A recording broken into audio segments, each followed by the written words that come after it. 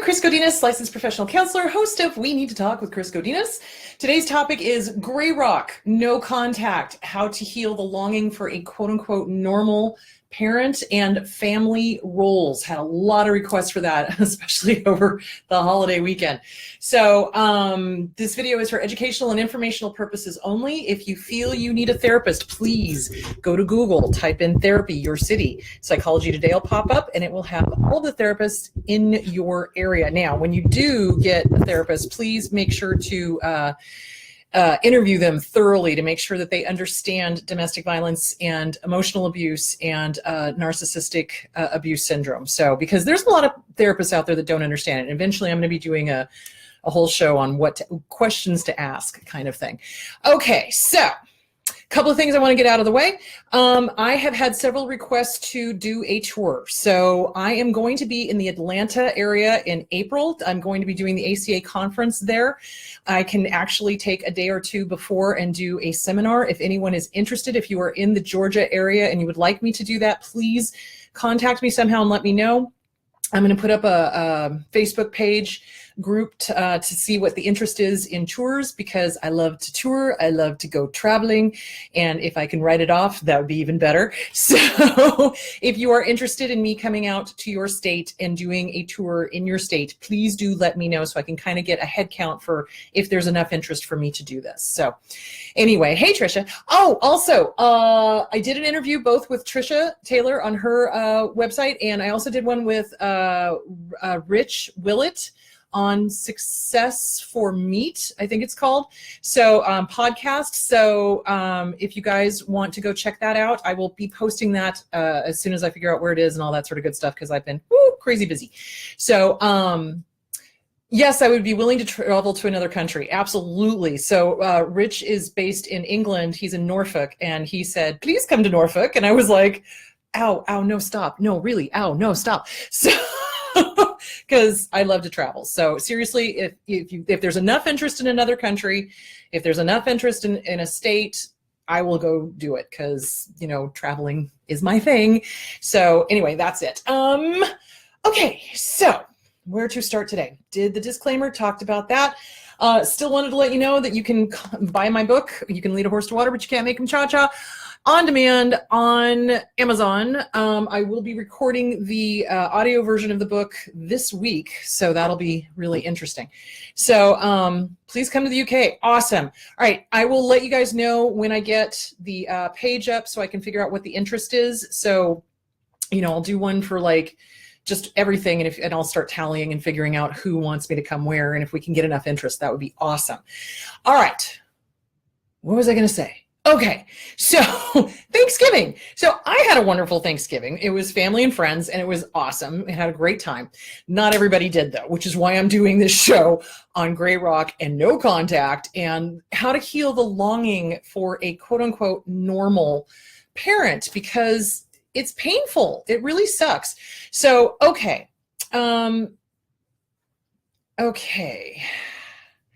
What was I thinking? What was I saying? Sorry, squirrel. Too much caffeine. Okay, gray rock. So let's talk about why we go gray rock, why we go no contact, because a lot of people don't understand that. So when you are dealing with an abuser, whether the abuser is malignant narcissist or malignant borderline or malignant anything, they live off of narcissistic supply, and they don't care what that supply is. It's like I literally had one sitting on my couch saying, love me or hate me, I don't care, just don't ignore me. And I'm like, oh, fuck. So yeah, it's very much, they don't care whether it's positive reinforcement or negative reinforcement. They just want that narcissistic supply. They want that cocaine of whatever the emotion is, whether it's, you know, tears or anger or happy or whatever. They just want that supply. They just want to know that they're getting to you. They're poking the bear. So, hey everybody. So, we go gray rock because when we are having to deal with an abuser, whether it's a family member, whether it's a friend, whether it's a coworker, whether it's a boss, whether it's, you know, anybody, if you have to be around them, the best thing to do is to go gray rock, which means you give them nothing. You don't give them any sort of narcissistic supply. And will that piss them off? Probably. Will it cause them to act out a little bit more? More than likely. However, If it's a boss situation or a coworker situation, they will eventually be seen as the cuckoo for Cocoa Puffs one. Because if you're totally calm and not giving them anything, and they're over here going "Rah!" like a Tasmanian devil, then yeah, people are going to figure out they're the cuckoo for Cocoa Puffs one. So there is that. And Gray rock is good for two reasons. One, you are under no obligation to react to anybody. You don't owe anybody an explanation. So this is the other thing.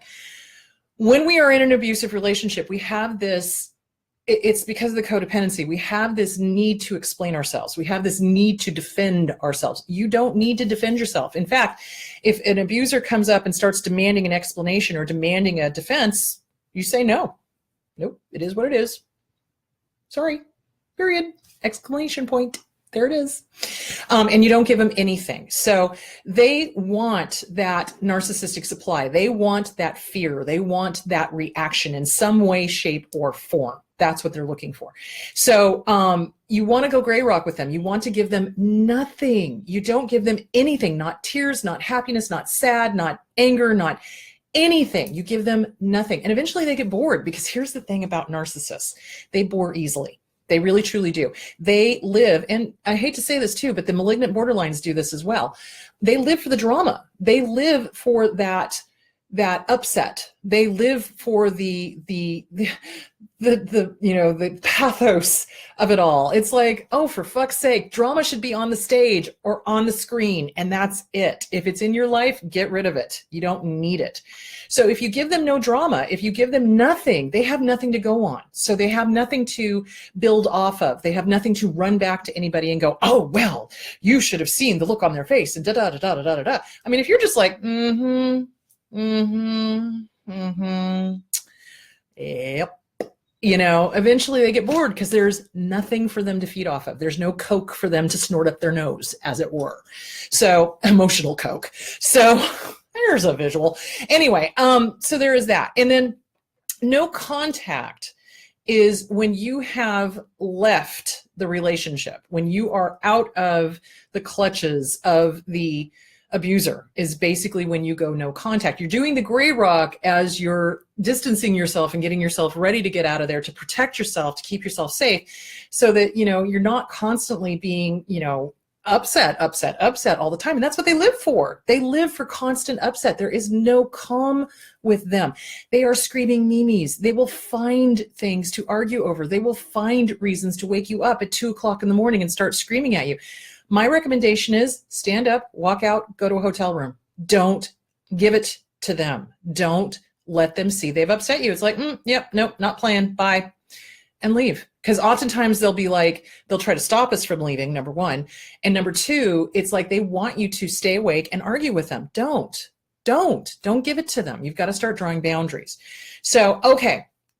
So gray rock is when you're protecting yourself. When you're just not, like, let's say we've got a relative, let's say we've got a family member, let's say it's a parent, let's say it's a dad or a mom, and they're just horrible.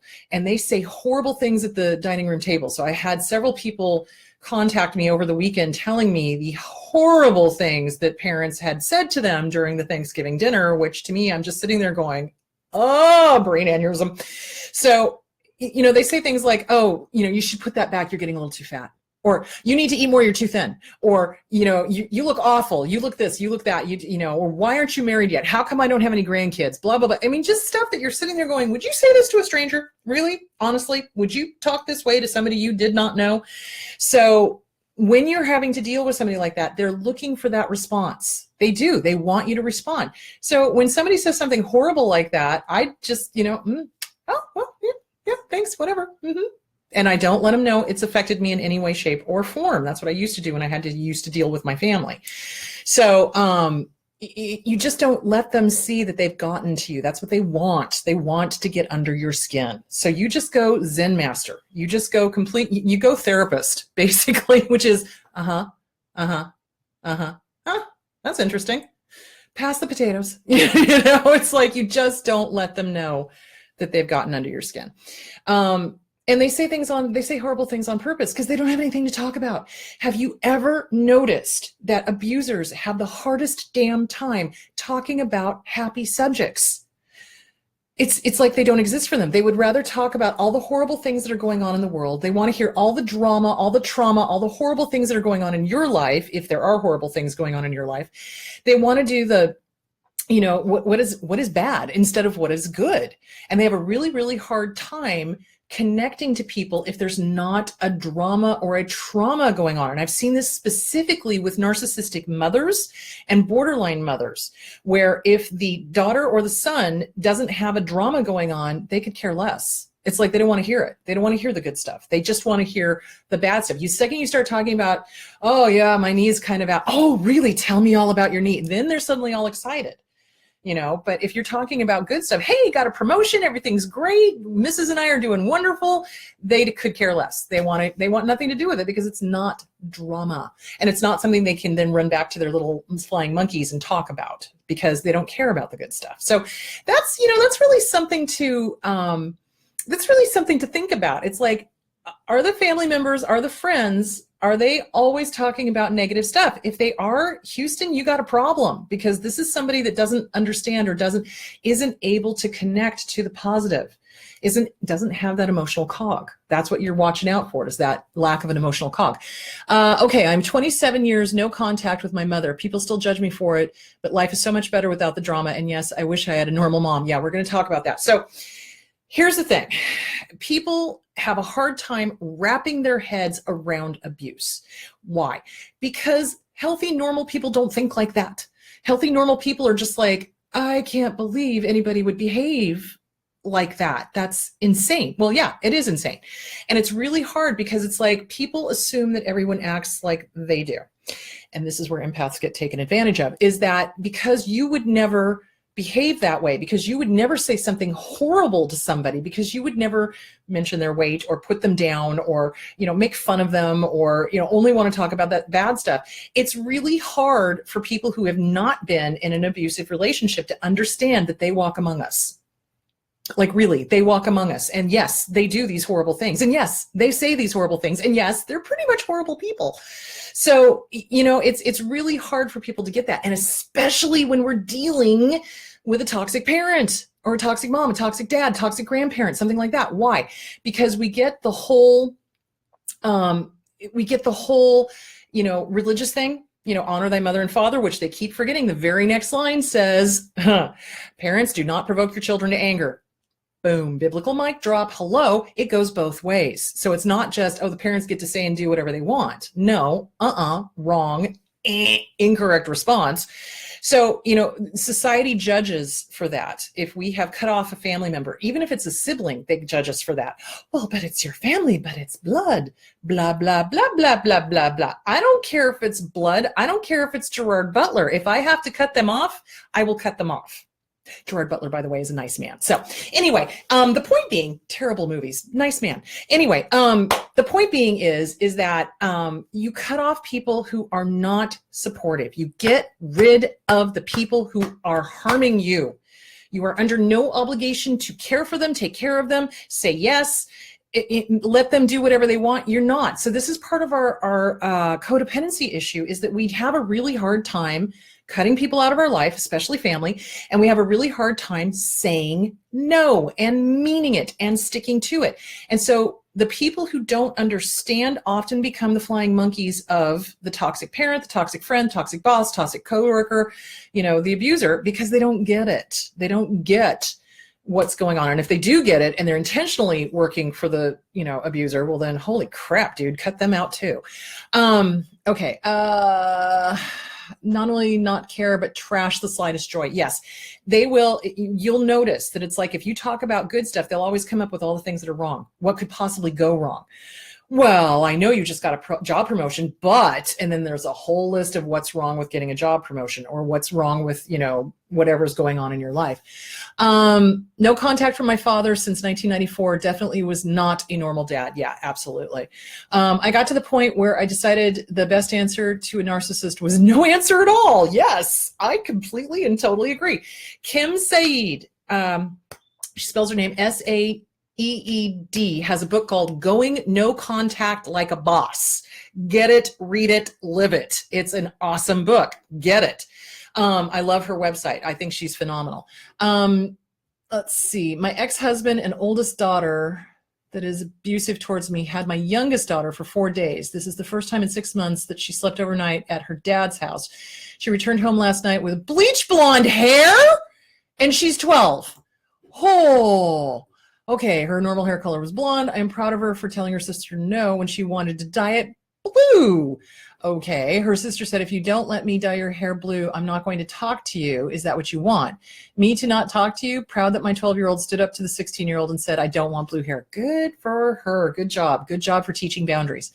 Yeah, this is the manipulation that borderlines will do. Borderlines and narcissists will do is they will, if you don't do what I want you to do, I will stonewall you, which is way different than going no contact. And this is where people get confused because narcissists will use the going no contact as, oh, they're controlling you, they're stonewalling you, they're blah, blah, blah, blah. No, it's called, I don't ever want to speak to you again. It's called, as long as there is an abuser manipulating and controlling you, I'm not interested, thank you. Or I'm not interested in dealing with the abuser who is manipulative and controlling. Not interested. So, okay, yes, for years, I viewed my mother's behavior through my own lens of people being normally kind. I had to explain bad behavior in some other way. Looking at it through that mom's narcissist lens finally made sense. Yeah, yeah, people don't get it. People don't get it because normal people don't think that way. We don't think about controlling, manipulating. I'm sorry, I'm too busy living my life to do that. I'm too busy helping other people to do that. But narcissists spend all of their energy trying to figure out ways to win. It's all about the win for them. And when we leave an abusive relationship, hey, Christopher, how are you doing? Are you done with the flu? Oh my God, I heard you were sick. Always get your flu shot. Never listen to a Playboy model. Always get your flu shot. Anyway, when we are leaving an abusive relationship, it is hugely important to go no contact once you have left that relationship. Why? Because the narcissist will do the Hoover maneuver. They can't stand the fact that you saw them for what they were and you left. They have to win. They want to be the one to leave you, not you be the one to leave them. And I've seen this so many millions of times. So it's like a victim of abuse or a target of abuse will get out of the abusive relationship. The narcissist can't stand it. They start doing the whole, oh, baby, I've changed. I promise I'm different. I'll never do it again, blah, blah, blah, all of that crap. And then the target of abuse falls for it, comes back together with them, and then the abuser dumps them because they had to be the one to leave. They did not want you to, quote unquote, win. This is when we start getting into the obsessive X syndrome. When they start stalking, they create multiple personalities on all of the different social medias. They'll try to, find out information, blah, blah, blah. I mean, that's crazy. That is textbook crazy, like literally get a life. You know what I'm saying? But this is what they do. So you want to go no contact because you don't need that in your life. You don't need that drama. You don't need that confusion. You don't need that fog, fear, obligation, guilt. When you are with the abuser, you are in the fog. And it's hard to think straight because the abuser is sitting there in your ear, dripping poison, going, oh, your family and friends are this, that, and the other thing, and da-da-da-da-da, and you only need me, and da-da-da-da-da, and you only need my friends, and da-da-da-da-da-da, and it's really hard to figure out who you are. I mean, your whole personality changes when you are with an abuser.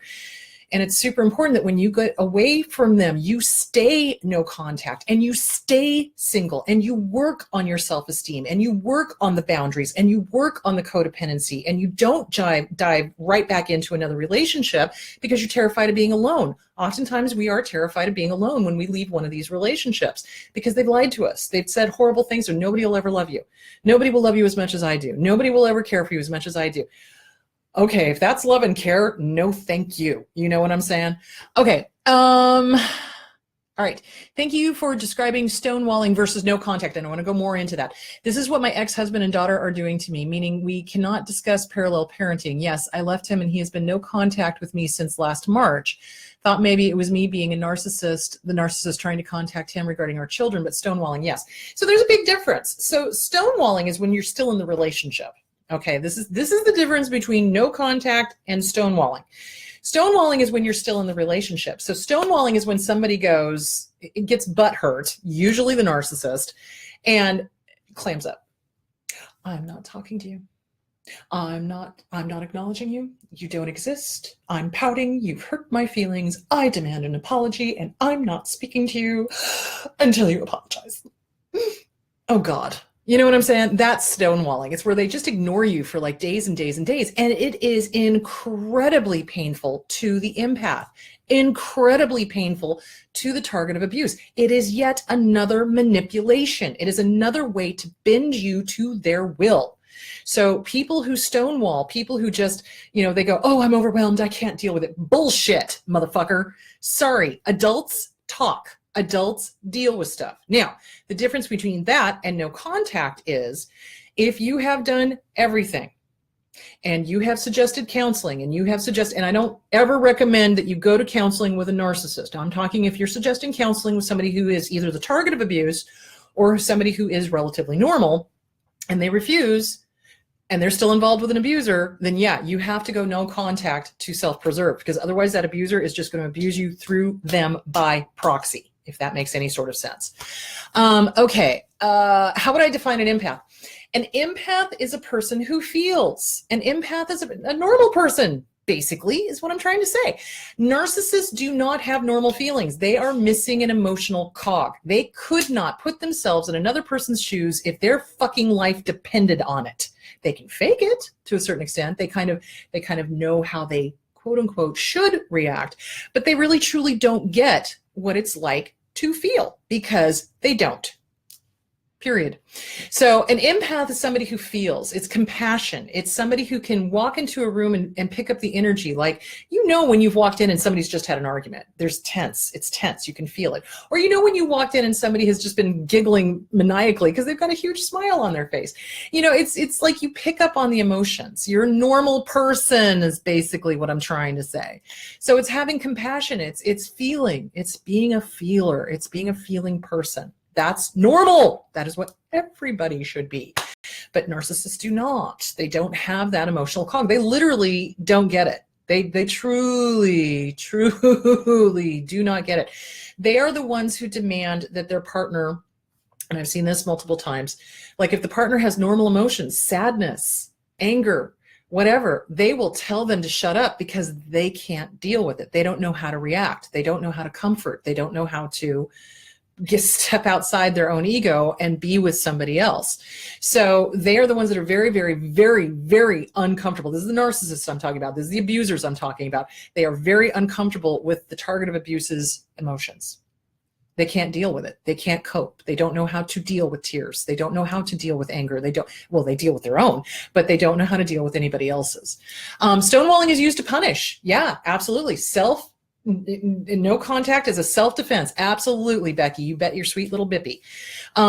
Okay. They deny others' emotions, invalidate. Yeah, absolutely. It's not okay for the target to have any emotion other than yippee, skippy, happy, joy, joy. Seriously, that's what the narcissist wants. The narcissist wants this little fantasy world, magic thinking of the partner is never, ever going to have wants or needs, never, ever going to feel anything other than happy, happy, joy, joy. And if they do feel that, they punish them.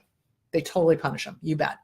Okay, does stonewalling include dismissing every solution the target offers to a perceived problem? That is actually called the yes butters, and those are usually borderlines that do that. So borderlines are yes butters. You offer a solution and they go, well, yes, but. Okay, well, how about this? Well, yes, but. Well, but what about this? Well, yes, but. We call them yes butters. And they never, ever, ever accept a solution to the problem. Every solution is met with a problem, always. And if you are around somebody like that, you may want to consider getting away from them because it will never be good enough. It will never be a solution. It will never be satisfied, ever. They're always good. Yes, but, yes, but, yes, but, yes. They don't want a solution. They want the drama. That's why they do that. Okay. All right, let's see. Okay, so no contact is a self-defense mechanism. In other words, once you have left the abusive relationship, your best bet is to go absolutely no contact with them. You cannot rationalize with a narcissist or a malignant borderline. You can't. There's no there. If there was a there, you could. There's no there. There is no there to talk to. There's no there. there. There's no emotion. There's no ability to connect on an emotional level. There's no real understanding of another person's wants, needs, or feelings. Okay, how do you go gray rock while co-parenting? This topic is hard to research while dealing with a covert narcissist. Help. You need to learn emotional regulation. In other words, you give them nothing, and no matter how nasty they get, you don't respond emotionally. They're looking for that emotional gotcha. That's what they're looking for. So practice in the mirror, practice with other friends, have them do a role play with you. So let's have them pretend to be the ex. You be you, they'll throw the nastiness at you, and you practice not giving them anything, just being like, fascinating. Can we please get back to talking about our child? Yeah, I'm really not interested. Can we please get back to talking about, you're gonna have to be a broken record or a broken MP3 player. I'm really gonna have to come up with some new technology terms because people don't know what broken records are anymore. Anyway, the point being, you're gonna have to repeat yourself over and over and over and over and over again, and just be like, no contact. Don't show that you're getting frustrated. That's what they want. They want the frustration. They want the anger. They want the sadness. They want the hurt. They want the whatever. That's what they're looking for. So you've just got to practice, and you've just got to make it really clear. You're not gonna discuss anything that is not related to your child. Period. And the second they get nasty, this conversation is over. Have a nice day.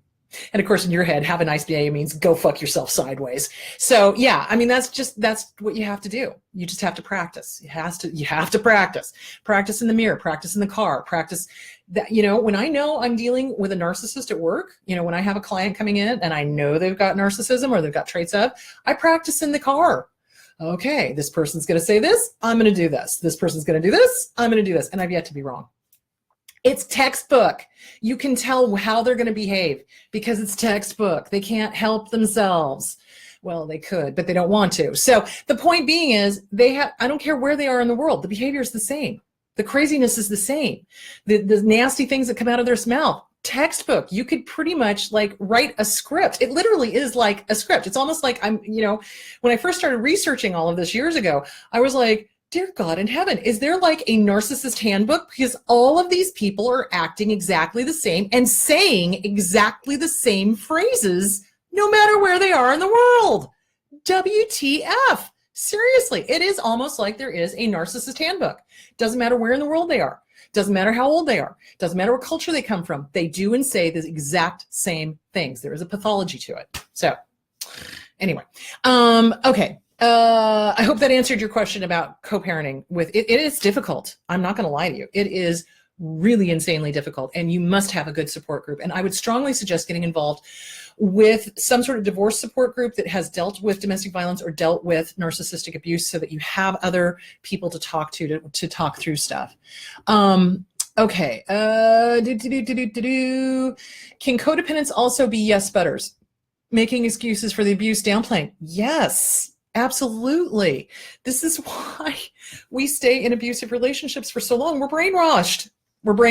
We've got the gaslighting going on. We've got all of the Stockholm syndrome going on. And remember, when we are deep in it, we make excuses for our abuser because our safety depends on them not abusing us. And our twisted little heads go, okay, well, this is normal. This is okay. This is no, they're not abusive. No, it's all right, because otherwise we would have to confront, yeah, we're in an abusive relationship. Yeah, I fucked up yet again. Yeah, I got involved with another abuser or with an abuser, because our egos don't want to admit that we made a mistake. Guess what? Life gets so much better when you kill your ego. It really fucking does. It's like, get your fucking ego out of the way, realize you made a mistake, pick up the pieces, get out of the relationship, get into therapy, work on the CPTSD, work on the self-esteem, stay single, don't get involved with anybody until you know who the hell you are. Period. Yes, we make excuses for our abuser because we are terrified of the alternative. The alternative is we were wrong. And the ego can't deal with that. And I'm going to talk more about that in just a minute because it has to do with inner child work, and I definitely want to hit on that. Okay. So I can't rationalize with them. Okay. Yes. Oh, Shannon just recommended a Dad Surviving Divorce YouTube channel. So yeah, go check out other YouTube channels that have tips on how to deal with the divorce situation when you're dealing with an abuser. Abso-freaking-lutely. all go to the same acting school. Oh my God, Ryan, you are so correct. It's like, I'm not even kidding you. When I say it's almost like there's a narcissist manual out there, they literally have the same behavior, same attitude, same facial expressions, same phrases, no matter what the language is, it all translates into the same, all bent on control. So yeah, it like I said, it's pathological. It's the same, no matter where in the world it is, it's the same. That's so true. When he abused me and I cried, he got more and more angry. Yeah, black eye angry. When I stopped the crying because I froze, last defense mechanism, he calmed down. Really strange behavior. Yeah, it is, because a normal person, when somebody is crying, your normal instinct is to go comfort. Oh my God, are you okay? What can I do? What do you need? Hello, stepping outside of the self, stepping outside of the ego, and asking what your partner needs. That's normal. Asking what your partner needs when they are crying, or comforting them, or if they're angry. It's like, wow, I see you're angry. First of all, let me just clear, was it me? Do I need to do something? Did I make you mad? You know, you want to clear that, because that's always my first instinct, is like, oh shit, what did I do? But of course, that's the codependency. But once you've cleared that it's not you, then you support and you comfort and you offer help or some advice or whatever it is your partner needs, or maybe they just need to vent. No, honey, I don't need anything. I just need to vent. That's a healthy, normal relationship. I swear to God, that's going to be my next book, How to Have a Healthy, Normal Relationship. So seriously, because people don't know how to have a healthy, normal relationship. Yes, when an emotion is being expressed by your partner, the normal thing to do is to listen, reflect back what you're hearing, and support. What do you need? How can I help? How can I make this better? You know, that's the normal way to do it. So yeah, they don't know how to deal with crying or anger or anything else because they don't care, because it's not them. It's not about them. They don't care. Okay, is going medium chill the same as gray rock? I'm not sure, Hannah. What exactly is medium chill? So, I mean, if you're just not giving him anything, then yeah, that's just, you know, don't give him anything. No response. Gray rock is more hardcore. It's more like Zen master. Again, the way I love to describe it is, in the old Kung Fu movies, there was always a Zen master, and no matter what happened, no matter how bad the situation got, he showed no emotion at all. I mean, there could be like 20 bad guys coming at him with nunchucks and stuff, and he would just be like, flick, flick, flick. Oh, look at the time, and flick, you know, I'm going to throw you into the lake, flick, you know, I mean, just chill, totally chill. No response, no anger, no nothing. So that's gray rock. You give them nothing, no sadness, no scared, no nothing, nothing. And they're looking for that fear. They smell fear like sharks smell blood. If you can master your fear and stand rooted in yourself and let the words just flow over you like water off a duck's back, you've won, period. So there's that. Okay. It's so creepy how they all have the same verbiage. Yes, it is. Okay. Thank you, Jennifer. I'm glad I could help. Yeah, kill the ego. It really is the problem. I had an awesome gray rock moment this week. Ran into some relatives at a baseball game and gray rocked them so hard they left. Good job. I am very proud of me. Thanks for the badass skills. I got my power back. Oh, you rock, girl. Look at you go. I love it. That's awesome. So yeah, I mean, this is the thing. Narcissists want the win. And if they know they can't win, they avoid like nobody's business. If they can't be assured of a win, they stop because they want the win. And if they know they're not going to win, well, then what's the fun? What's the point? They can't lose. They cannot lose. That's their whole thing. It's always, and I don't care where in the world it is. I don't care how old you are. I don't care what culture it is. Their mindset, again, out of the manual for apparently worldwide narcissists, I wonder if it's universe-wide, that could be kind of scary. Anyway, their manual is a win-lose situation. It's black, white, good, bad, all, nothing, win, lose. That's how they think. They cannot think in terms of plethora of colors, grays, you know, it's not always win or lose. So they really can't. And if they can't win at a situation, if they can't make you leave and you're just standing your ground smiling at them, hi, they'll go away because they're not winning. So yeah, absolutely. Good job, girl. I'm so proud. High five. Damn, that's great. Okay. A book on how to have a healthy, normal relationship sounds great. Yes, please. Okay, I will start writing that. Absolutely. I've had several requests for that, so I will do that. Okay. We almost never see a healthy, normal relationship. Well, they are few and far between. And I think it's really important that we start with ourselves and then raise our children and teach them how to have a healthy, normal relationship and how not to be a narcissist. That would be lovely. Okay. How to see through the narc charade during the infatuation phase in the beginning when everyone puts up their best face. Richard talked about how, as a professional, he still got tricked a couple of times. What fighting chances do we untrained people have? Okay. So here's the deal. It's all based on time. We don't give people enough time to show us who they really are. In our fast-paced world, we have a tendency to dive right into relationships. What have we got? We've got dating websites. You hook up immediately. I mean, there are hookup sites. Then we've got the websites where it's like oh, you're perfect match. Let's go. And then you hook up immediately and you get together immediately and you dive into a relationship immediately and you don't bother to take the time to fucking court. Swear to God. I know, old-fashioned, I got it. I know I'm a bit of a prude, sort of, sometimes, not always. But the point being is, in the old days, oh God, I'm sounding like my dad. In the old days, we would court. We would take time to know someone. Narcissists cannot, borderlines cannot maintain the facade for very long. Take your time. Enjoy. Learn who this person is. Find out about their family relationships. Figure out what their relationship is with their dad, with their mom, with their siblings. How do they react? How do they respond? What do they do? How do they interact with each other? Is it respectful? Is it disrespectful? Are they like loud, boisterous, and screaming at each other all the time and they're mean and nasty? Holy crap, run. Are they, respectful and kind and gentle and healthy? Great. Huzzah.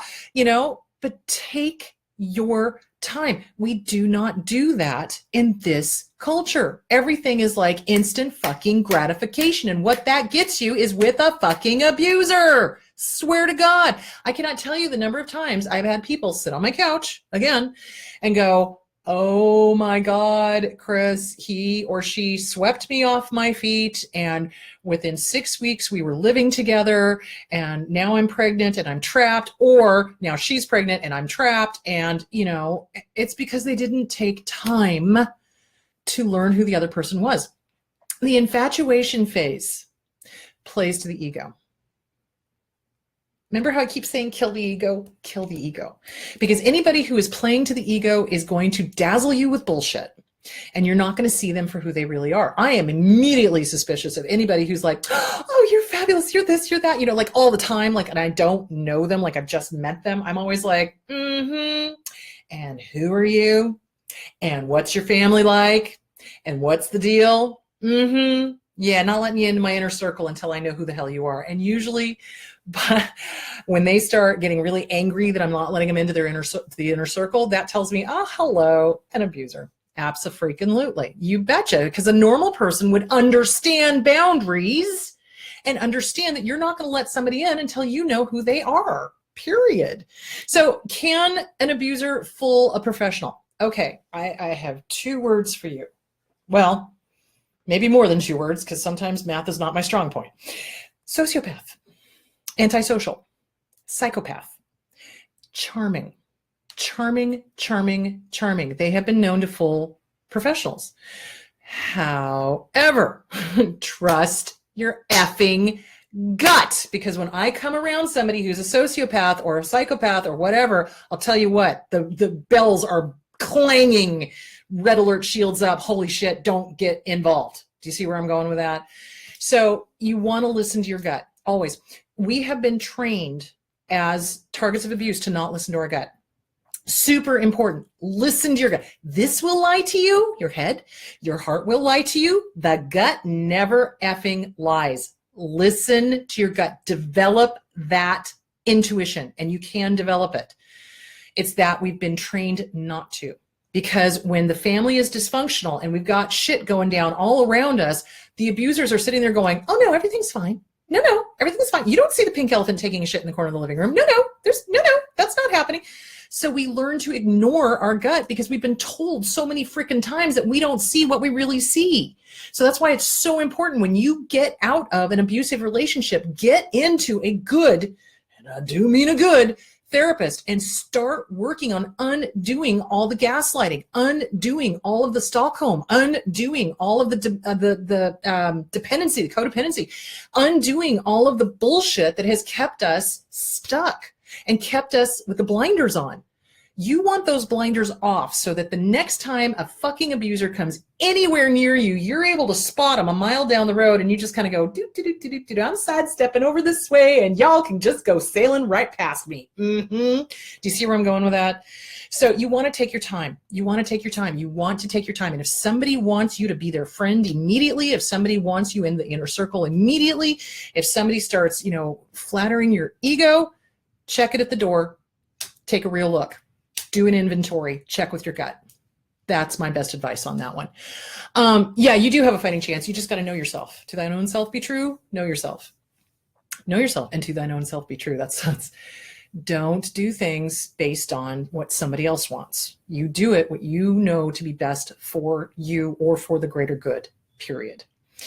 Okay, crying used to freak out my ex too. Still can't wrap my head around the narcissist behaviors. Oh, seriously, I've been doing this for 13 years. I still some days come home to John and go, what the actual fuck?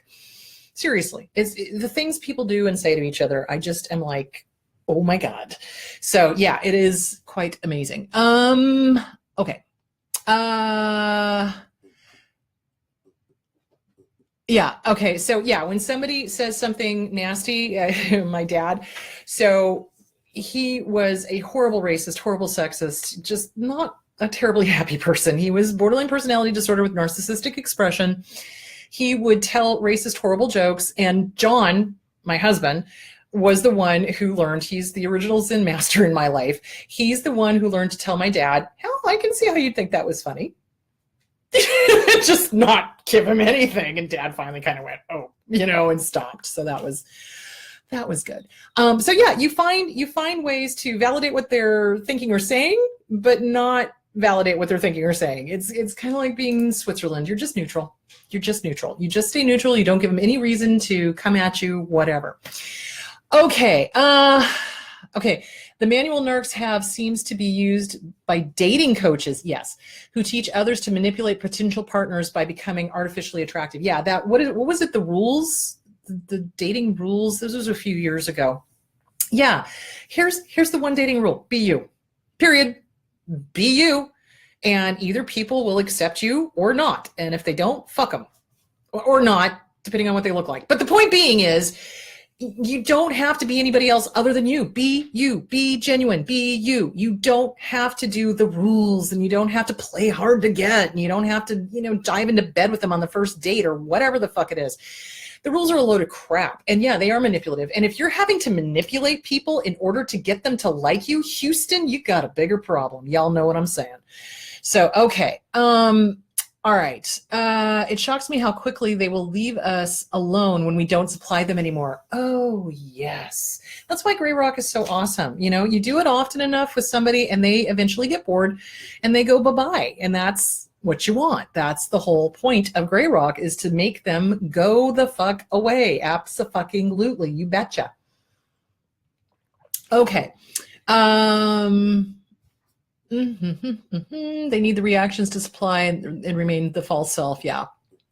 And maintain the false self. Yeah, absolutely.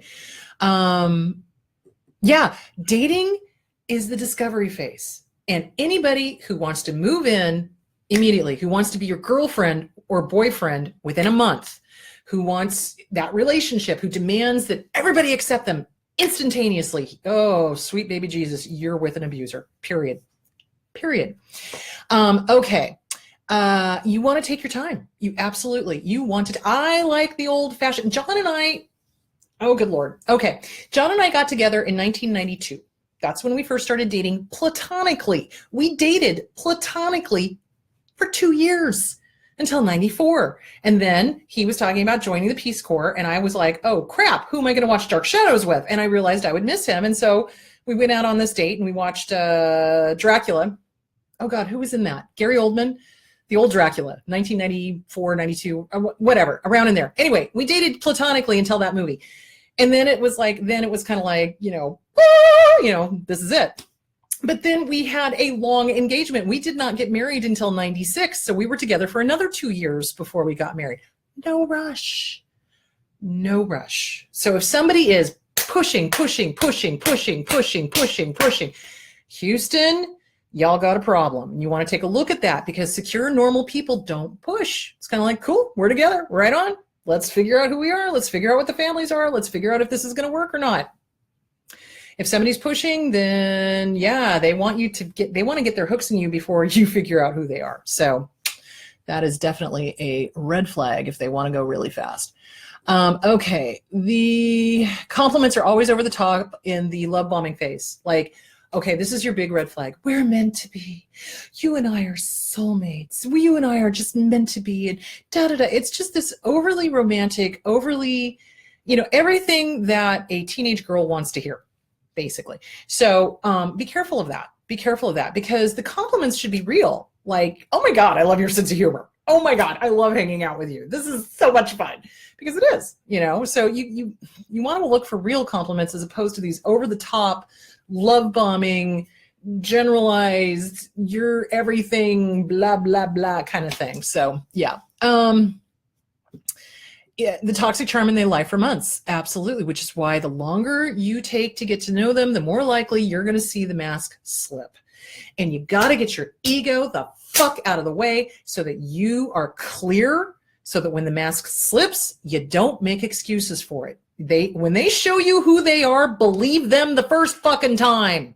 You don't have to stay with them for years to go, gee, did I really see that or not? No, you did. You did see that. You saw the warning signs.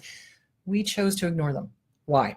Because of the codependency, because of our grooming that our parents told us not to listen to our gut. Listen to your gut.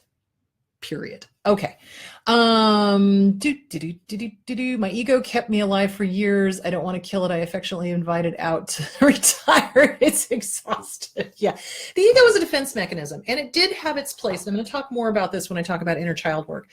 It did have its place in keeping us safe when we were little, when we were kids. But the problem of it is the ego is the dark side of the inner child.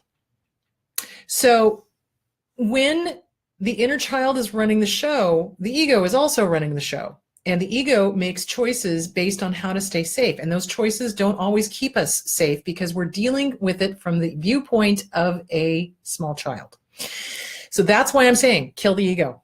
Get rid of it. Get rid of it. It's not going to help. And then you want to nurture the inner child to know that it's safe, that it's okay. And we're going to talk more about that. Hang on.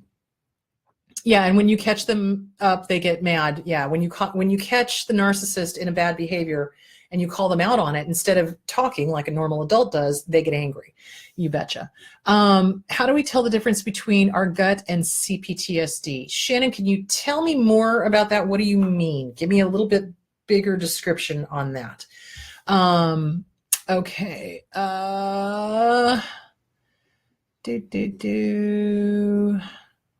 Okay. Yeah, my dad sounds like your dad. Yeah, because they're all the fucking same. I swear to God. Okay. Yes. Okay. Trisha came up with a really important point. When you have made the choice to leave, okay, and you are getting the hell out, you do not want to let them know that you are going to counseling. You do not want to let them know that you are seeing a support group. You do not want to let them know that you are reading any books. You do not want to let them know that you have a safety plan. You don't want to let them know your plans at all, period, because they will sabotage. They will make sure that you don't go to counseling. They will make sure that you have to report to them everything that is said in the counseling session. They will make sure that you don't go to support group. They will make sure to devalue and level whoever the leader is of the support group. They will devalue and level whoever the therapist is. They will, come up with things like, I've heard abusers say things like, oh, well, the therapist is just a woman hater, or, oh, the therapist is just a man hater, or, oh, the therapist is this, that, or the other thing. It's because they're trying to level the therapist so that the target of abuse no longer listens to them and only listens to the abuser. If you are in a relationship and your abuser, and it's abusive, and the abuser is demanding that you tell them everything that goes in a therapy session, that's abuse. You have a right to privacy. You have a right to your own therapy session. You have a right to discuss with your therapist whatever the fuck you want. And oftentimes abusers will say things like, don't you dare talk about me in therapy session. Don't you dare talk about our relationship. Don't you dare, don't you dare, don't you dare, don't you dare, don't you dare. I don't want, or I want to go with you because I want to know what you're saying. That's the sign of an abuser. I'm sorry. A healthy, normal person would be like, oh, you're in therapy? Great. Go have a good therapy session. We'll see you afterwards. We'll go do dinner or whatever. But a narcissist, a borderline that's malignant, will demand to know what's going on and will threaten and cajole and level and do whatever it is they can to keep you from going to your therapy session or to keep you out of a group session or some sort of support because they don't want you getting better. You're their favorite supply. You're their cocaine. They don't want their supply to leave. So yeah, you don't tell them if you're thinking of leaving. You just fucking go without them knowing. It's kind of like, what was that movie with Julia Roberts? Julia Roberts and the really incredibly good-looking Irish guy played the abuser. Brain gone years ago. Can't think of it. Anyway, you make your plan and you go. And you have a support group and you have a safety plan and you make sure you get the fuck away from them. And then you file for an order of protection as soon as you get out of there. You betcha. Okay.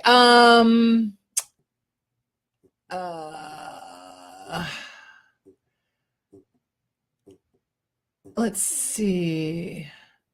Okay, the girl I used to date got mad at me because she forgot to tell me she wouldn't make it to our date. What? Sleeping with the enemy. Thank you. Oh, I was going to lose my mind on that one. That's a good example of an abusive relationship and getting out without telling anybody. Okay. She wouldn't make it to our date and got mad because I confronted her and told me basically, F off, I'm not perfect. So people who habitually stand other people up, people who habitually are late, it is a power and control issue. And when called on it, they will deflect, they will twist it, they will, try to make it your fault. They will, and if anybody does any of that, instead of, look, if I'm ever late for something, which I very rarely am, if I am ever late for something, I am the first one to go, oh, holy crap, I am going to be about 5 minutes late. I am so sorry. I will be there as soon as I can. Totally my fault. End of discussion. I'm not blaming anybody. I'm not deflecting. I'm not making excuses. I'm owning it. You own it. Clean up in aisle 3. That's me right here. You own your own shit. And if somebody cannot own their own shit, Houston, they're an abuser. Abso-fucking-lutely, because they're into the blame game and y'all don't need that. Okay, so they're gone when they recognize you no longer are going to supply them or confront them or on what they are. Coverts will try to convince you that you not seeing what you think you are seeing. I've seen this from my own experience. Yeah, they will gaslight you. They'll try to, but the other ones, once they realize you see who they are, they start the smear campaign like nobody's business. In the love bombing phase, they'll tell you you're perfect. Nobody's perfect. My ex-narc started sending me Zillow ads for houses to move in together 3 weeks after we met. Yes, they will do things like that. They will speak of the future as if it's a given. Like, well, we're going to have children and we're going to do this and we're going to do that. I mean, in 3 weeks? Really? You're still in the learning who each other are phase, so that's kind of scary. Over the top. Yeah, absolutely. Okay. So, so narcissists cannot help but treat waitstaff horribly. They don't leave good tips. They are not kind to them. They order them around like dogs. I've seen them snap at them, and I'm like, I'm sorry. What are you doing? That's Bullshit. You don't treat people like that. And so if they're the kind that go to a restaurant and nothing is good enough and they're constantly complaining and they're constantly sending food, I mean constantly sending food back and yelling at the waiters and snapping their fingers and treating them like a goddamn cocker spaniel, Houston, you're with an abuser. Get the fuck out, because nobody should be treated like that. I used to work as a waitress and I didn't appreciate it. I'm pretty sure nobody appreciates that. You treat them like a human being. So you watch how they treat somebody who can do nothing for them. Watch how they treat the homeless. Watch how they, do they piss and whine and complain and moan that there's a homeless guy there? Or do they, call the homeless shelter and go, hey, there's somebody on the street, or do they, what do they do? How do they treat the homeless? When I was out downtown, I would keep water bottles with me and I would give them water bottles. Don't ever give the homeless money. They'll just go get drugs with it. Trust me on that one. But if you want to keep water bottles with you, keep water bottles with you. If you want to keep, gum or something like that, give them something, because they're humans. But narcissists don't treat people who can do nothing for them like humans. They never do. They treat them like servants, or they treat them like dogs, or they treat them really badly. So you watch how they treat the waitstaff. You watch how they treat somebody who can do nothing for them. Hugely important. Okay. After my mother realized I wasn't going to give her the recognition she was looking for, and I stopped responding to her texts, she decided to call up my in-laws and turn them into flying monkeys. Yes. Okay. So toxic parents, toxic moms, toxic dads, when they cannot control, they will do, like I had one guy contact me who said his mother contacted him 700 times in like a week period. And I'm like, holy crap, that's crazy. So between the text messaging and the phone calls, it was like insane. And he was like, what the hell do I do? And I'm like, well, you block the number. You just plain old block the number, be done. It's like, you don't need that. And it's really hard because it's like, then they'll go to other family members and try to convince them to contact you and guilt trip you and try to get you to do what they want. And that's often what they do. And especially with the holidays coming up, and especially this last Thanksgiving, I had several clients tell me that flying monkeys contacted them. Oh, well, your father really wants you to call them, or your mother really wants you, or your grandmother really wants you to call them. And it's kind of like, no. If I wanted to contact them, I would. And I'd just teach them strong boundaries. Teach them strong boundaries. You are under no obligation to have a relationship with anyone you don't want to. If you were not related to these people, would you have anything to do with them? If the answer is no, act accordingly. Boom. Seriously, you are under no obligation. You are under no obligation. Okay. All right, my mother went to my husband, my brother, my best friend, trying to find someone to see her as the victim and trying to undermine each relationship. Yeah, they will smear and they will do that. You're a horrible daughter, you're a horrible son, you're a horrible grandchild, you're a horrible this, horrible that, because you're not playing the game. They want you to play the game. Don't play the game. And you don't have to offer any explanation. Well, why aren't you talking to your mom? None of your damn business. Period. None of your damn business. Unless you want to say, well, mom's abusive. I have no interest. Thank you very much. Okay. Yeah, it's a loss of control. They can't stand that they're out of control. I was told not to talk about him in therapy because everything wrong in our marriage was my fault. Yeah, that's what they do. They will they will insist that the partner go to individual, and then as soon as the partner starts getting strong, then they go, the therapist is a quack, and try to pull a person out of individual therapy. Yeah, absolutely, because everything's your fault. And when it turns out it's not, they get really pissed. So, okay. A former friend of mine tried to forbid me from speaking about him to anyone, and I told him that was creepy and controlling. Yeah, it is. They don't want their actions to be known. They don't. They thrive they're like cockroaches. They thrive in the dark, and they want everybody to pretend that they don't see the pink elephant taking a shit in the corner of the living room. It's like, nope, motherfucker. Pink elephant's right over there, and it is crapping. There it is. They don't want that. They thrive with lies. An abuser couldn't tell the truth to save their life, and they will lie. And then when they get found out, they don't want anybody talking about them because they know they're not normal. They know that they're lying. They know that they've been caught. They know it. Okay.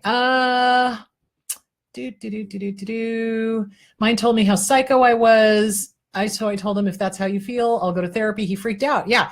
They want us to be the problem. They want the target of abuse to be crazy because they know on some level that they are the ones that is batshit crazy. They do.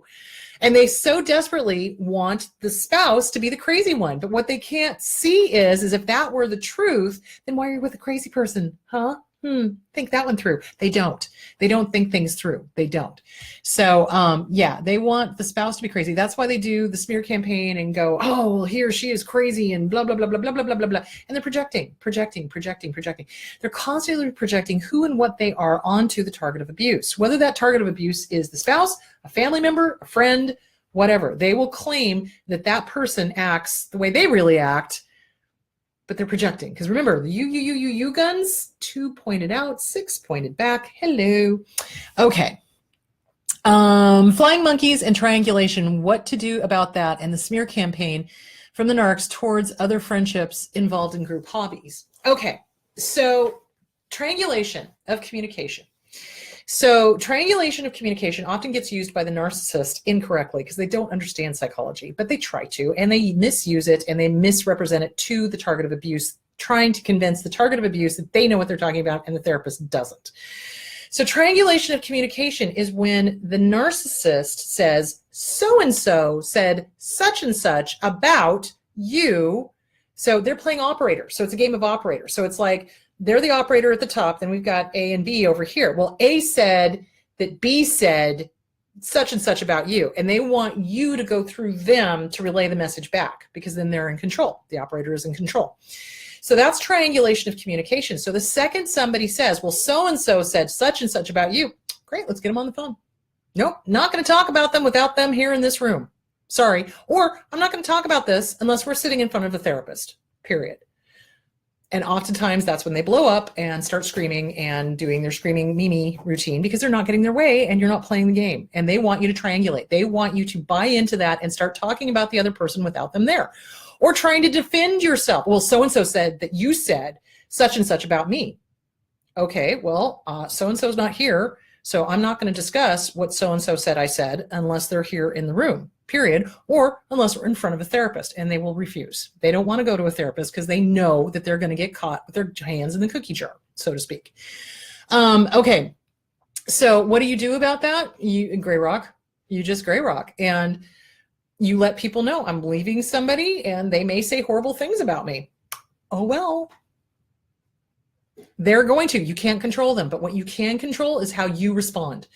And you do let people know. You let your employer know, you let your board know, you let whoever know, because these people are truly crazy and they are vindictive like nobody's fucking business. They will try to destroy, they will try to harm, they will try to hurt, they will try to blow up. They will blow up every single relationship they possibly can because they want to isolate you. So if you find yourself without family and friends, and the only family and friends you have are theirs, you're in an abusive relationship, period.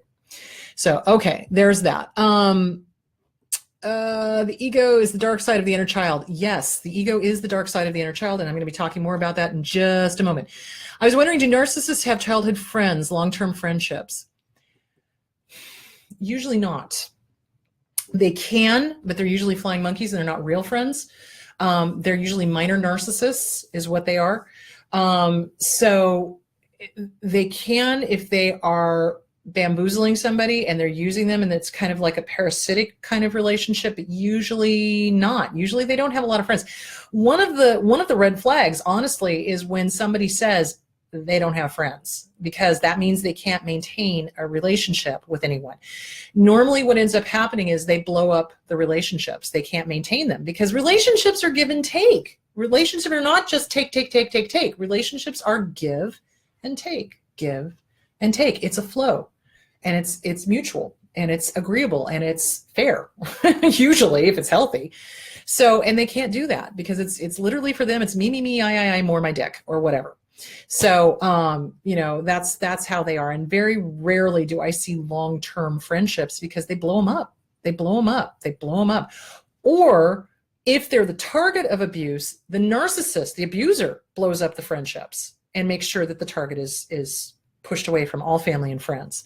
So if somebody had a long-term friendship and suddenly it gets blown up by a narcissist and it was there for years and years and years and years, That's the narcissist. That's the narcissist getting to the target and working their poison on them. So yeah, you betcha. Okay, I found out my ex was actually a convicted felon from a Ponzi scheme. He was in prison for 6 years. He had crap credit and wanted to use mine to get a house. Oh my God, I'm still creeped out that I was ever with him. Ew. Yeah, that's what I'm saying. Take your time. Take your time. And especially if you meet somebody online, you want to be doing a background check. You want to know the who, what, where, why, and hows of what this person is all about.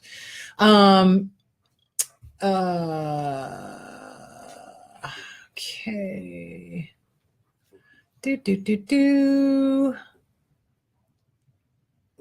Yes, if somebody treats others as if they're not worthy of their presence, now it depends.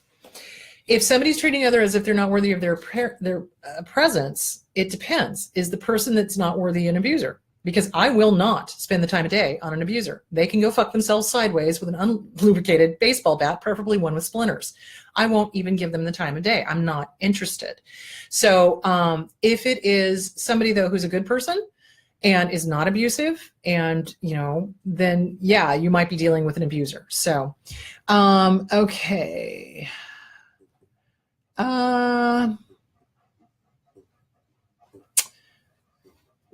Okay. Yeah, I hate it when people whistle at the waitresses or snap their fingers, or yeah, that just drives me crazy. Okay. How do we define gray rock? All right, so gray rock is no emotion. It's no emotion. It's like a rock. It's like, the rock is just there. It's not happy. It's not sad. It's not angry. It's not anything. It's just there. So, wow. Okay. Look at the time. That's gray rock. It's just there. Okay. My ex, while going through our divorce, wanted to put into the divorce that I was not to speak to anyone about what happened in our marriage.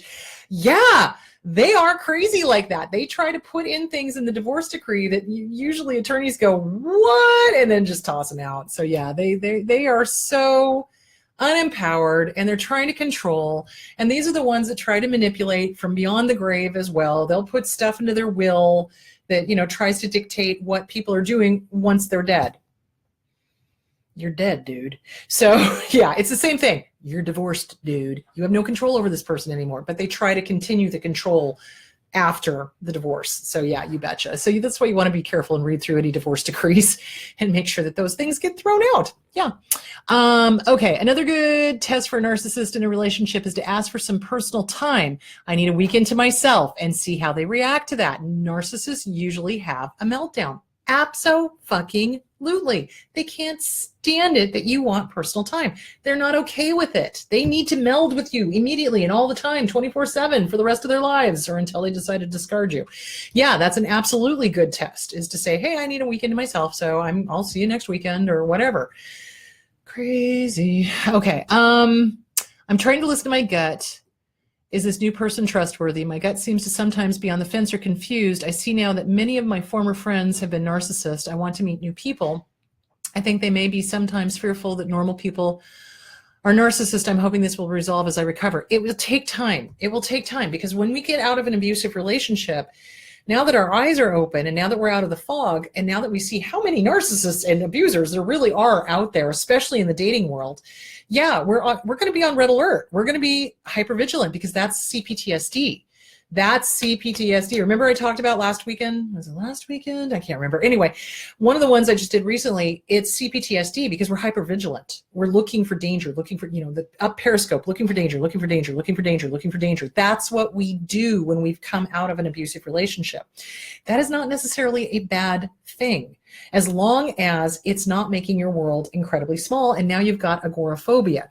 We don't want to go that way, but we do want to be on alert, and we do need to trust our gut, and we do need to check things out. So what about this new person is giving you the heebie-jeebies? What is causing your gut to kind of go, maybe not?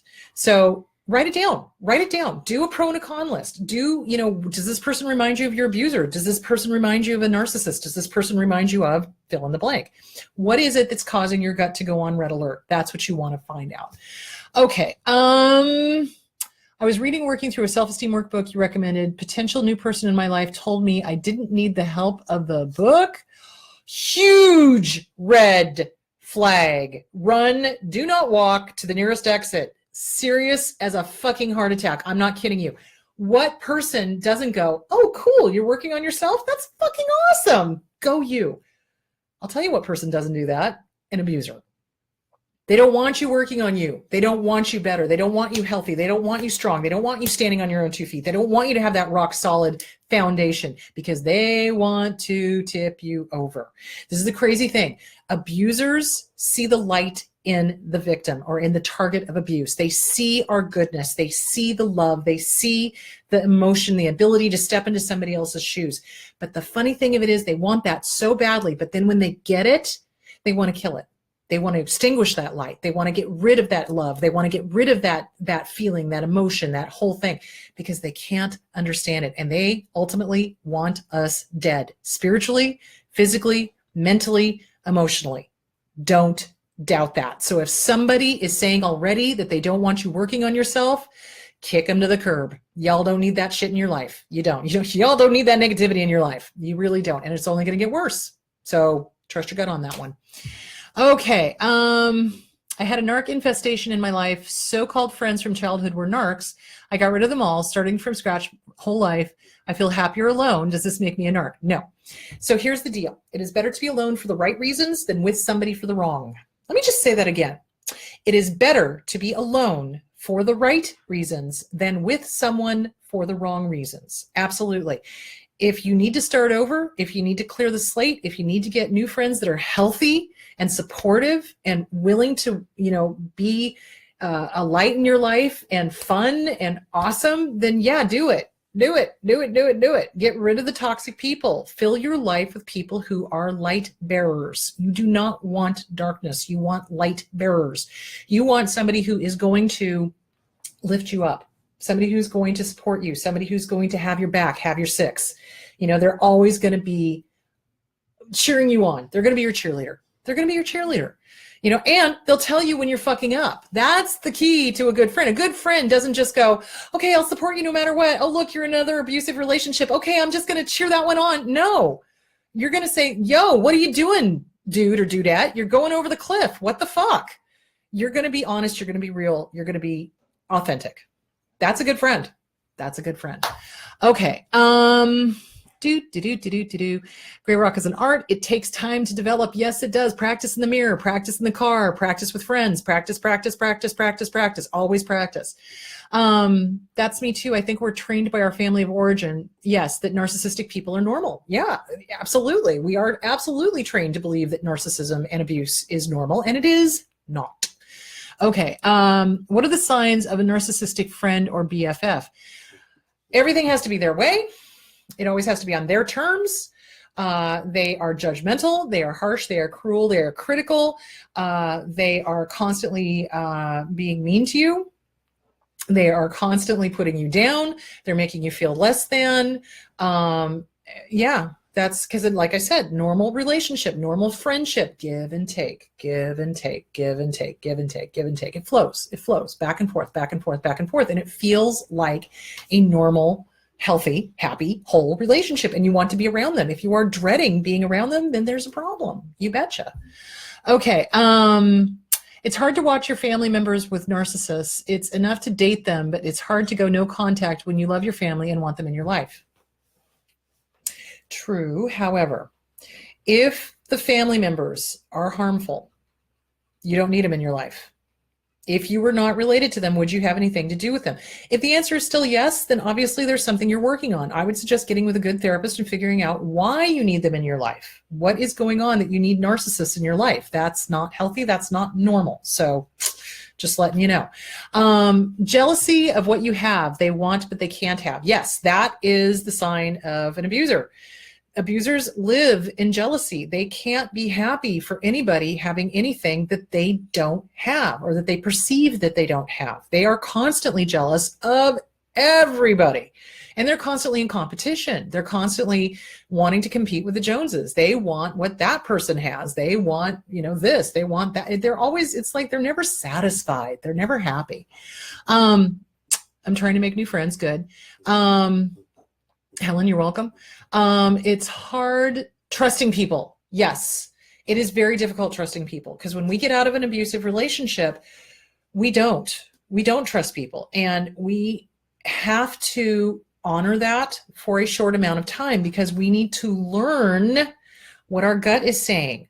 We need to listen to our gut. We need to start trusting our gut. Once we start trusting ourselves, our gut, then we're going to learn how to trust other people. But you have to honor yourself first. You have to learn to trust your instincts first. And that's going to lead to trusting other people, or being able to go, I don't trust that person. I'm not sure why, but my gut's screaming at me. Okay, I'm going to listen to it, because your gut will not lie to you. Your head will, your heart will, but your gut will not lie to you. Okay. All right. So where can we get replays of your life? On YouTube. Go to YouTube. I have a We Need to Talk with Chris Godina's channel. I post them right after I'm done doing this, and then they go up on YouTube, and I've got all of my stuff up there forever. So there's that. I was stalked and harassed by the ex-narc for 2 years. After I left, he would drive by and call from other people's phones. Well, I finally grew a backbone and changed my number yesterday. It was a scary moment. I'm not sure why, but I feel pretty happy. Most of the time, I've gone through therapy, had EMDR. I've become mindful. I'm doing all the right things, but I have to say part of me was a little sad to change my number. I even got a little anxiety yesterday over it. Yeah, that's normal. Now it's completely over. That kind of scared me. Are these normal feelings? Yes, they are completely normal. So you've got, what it is that we've had this person. It's just like a drug, okay? I really, truly want you guys to get, being in an abusive relationship is just exactly like being addicted to cocaine. It's just exactly like being addicted to alcohol. It's just exactly like being addicted to heroin.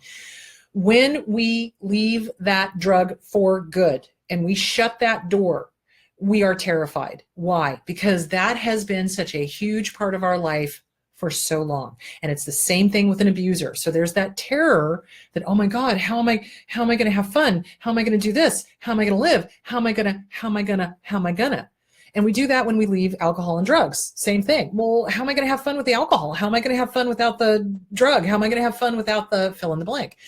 And it's just that fear. It's that fear. So work on the fear. And this is what I love. Fear is false evidence appearing real.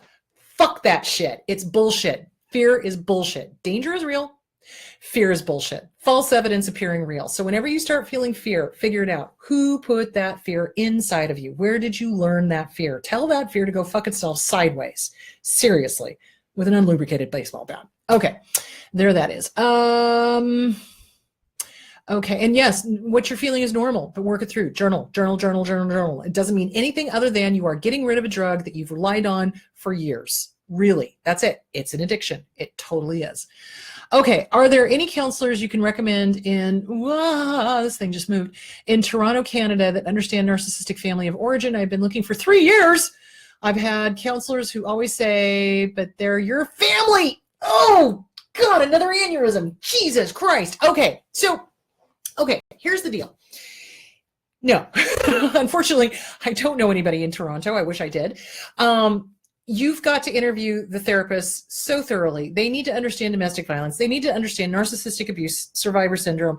They don't get it. They don't, because it's not taught in the schools. I've said that 100,000 million times. If you are an abuse survivor, my suggestion would be to call or write the ACA and the APA and let them know in no uncertain terms that the personality disorders need to stay in the book, and that they need to have another section on abuse survivor syndrome, because it's the same. We go through the same thoughts, feelings, emotions, no matter where in the world we are. It is, again, it's almost like there's a handbook for us who have survived. Just like there's a handbook for the fucking narcissists, there's a handbook for the survivors. We go through the exact same things. We have the exact same thoughts. We have the exact same feelings. We have the exact same fears. All of it. So you need to find somebody who understands abuse, domestic violence. They need to understand personality disorders. Your best bet would be to go to somebody who has DBT training. And I mean like real training, not just, I took a weekend class. Fuck that shit. Somebody who's been through it for 2 years. DBT training for 2 years minimum. Yeah, it's really bad. Phone sessions. Okay, guys, here's the deal. I am licensed in the state of Arizona only, unfortunately. I cannot take on clients from outside of the US. I cannot take on clients from outside of Arizona. If you live full-time in Arizona, I can see you here, or I can do a phone session here. But if you're outside of the US, I cannot, or outside of Arizona, I cannot. It's licensure laws. However, I am going to recommend two really amazing life coaches. One is Lauren Archibek. She does the Growth Company. She is here in Phoenix. She is a life coach. She does NLP. I love her. She's amazing. The other one is Rick Points. Rick Points is out of Iowa. He can do phone sessions. He gets addiction like nobody's business. He gets the addiction to the drugs and the alcohol. He also gets the addiction to the person because it's all the same. It's the same mechanics. So give Rick Points a call or give Lauren Archibek a call. They're both amazing. So Rick is great. I love him. He's an awesome, amazing man. So, all right. Okay. Why do narcissists constantly accuse you of being so jealous and angry? Because they're projecting. They're jealous. They're angry. My ex-narc claims that I ruled the marriage by my jealousy. I was blown away because although I was jealous at times, reasonable jealousy, questioning why he was staring at women, I was not insanely jealous like he claimed. However, he was cheating on me constantly. Oh my God. Oh, another brain aneurysm. Okay. So yes. So when a narcissist accuses the spouse of cheating, being jealous, blah, blah, blah, blah, blah, you can bet your sweet bippy they're talking about themselves. Again, you guns, you're jealous, you're cheating, you're this, you're that. Oh, look, 2 fingers pointing out, but 6 pointing right back at them. They project what they are thinking, feeling, doing, or wanting to do onto the target of abuse because they cannot cope with what they really are. It's a defense mechanism. Projection is a defense mechanism. It's part of the ego. So when they are cheating, they are stealing, they are lying, they are whatever, they accuse the spouse, the family member, or the friend of doing the very thing that they are doing. So it's projection. If you know you're not doing any of these things, but they're saying this, then Houston, you want to listen to what they're saying because they're telling you what they're doing. They're so stupid. They cannot help but tell you what they are doing because of the projection, because of the ego. Okay. Okay. I used to ask my ex to say something nice about anything or anyone. He never could. At the time, I didn't realize he was a narcissist or even what one was. Thank you and so many others for your contributions to my education. Love the straight talk. You're welcome. Complex PTSD is going in the next ICD-11. Good. Likely to be in the DSM afterwards. Awesome. That's really good news. Okay, makes total sense. Thank you, Chris. I thought I was going backwards. Side note, I love false evidence appearing real. It is. It's a great, I learned that from a friend of mine at a spiritual place that I went to. And he was like, yeah, fear, false evidence appearing real. And I'm like, you're a genius. So I've been using that all the time. I love it. Hey, Susanna. Susanna is also another amazing person. I believe, Susanna, you got a book coming out, I think. So she's awesome. She also has a website for survivors. So, okay. I was thinking that B and C clusters can be exasperated abuse symptoms or natural predilections that get exasperated by abusive environments. So, okay, cluster Bs are where you're going to find your abusers. Cluster Bs are the histrionic, borderline, narcissistic, I'm missing one, antisocial. Those are your abusers. Those are the ones that abuse. Cluster C is avoidant, obsessive compulsive. Oh, crap. Avoidant, obsessive compulsive. I'm missing one. Maybe paranoid, not sure. Cluster A is definitely the schizoaffective, schizotypal. I can't remember, I'm missing ones. But obsessive compulsive is born of trauma. Okay, that could possibly be from, whatever happened in the past. If you ever watched Hoarders, and I could only watch 1 or 2 episodes because I was like, this is too much like work. But every single person that was a hoarder had some trauma in their past that caused the need to hoard because they're trying to stay safe. Borderline personality disorder is born of trauma. If you talk to a borderline, eventually you'll find some sort of trauma in their past, but getting to that trauma is really difficult because they don't want to admit there was ever a trauma. They don't even want to admit they have borderline. So it's really hard to work with them. That is why they are one of the hardest diagnoses to work with, because they're so resistant. Narcissism, no. Narcissism, no. There's no trauma in that one. They're just fucking assholes. Nature, nurture, who knows? So anyway, okay. Where did I go?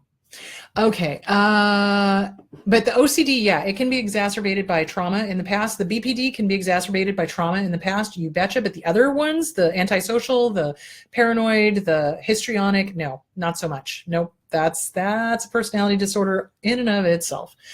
Okay. My ex was very smooth. He could say very supportive things and then say bad things to me. It was like I was like one big good thing and then 20 small, very bad things, very dangerous. It's like he should be able to say that he supported me. I think he said everything so he could later refer to it. Yeah, they do that. And you know, oh, well, I was supportive of you, but they're not taking into account all the horrible things that they've said. Normal people don't say horrible things. And if you are offering constructive criticism, it's constructive. It's not destructive. So narcissists do destructive. Healthy, normal people do constructive. And if the help or advice is not wanted, they shut up. Narcissists, however, keep pushing, and keep telling you what you're doing wrong and why they're so much better at it. And you should do it their way and blah, blah, blah, blah, blah. Dating sites are like big narc conventions. Yes. And antisocial. You got to be careful. Dependent, codependent. Yeah. Dependent personality disorder. Dependent personality disorder is the other cluster C. Thank you, Ryan. Okay.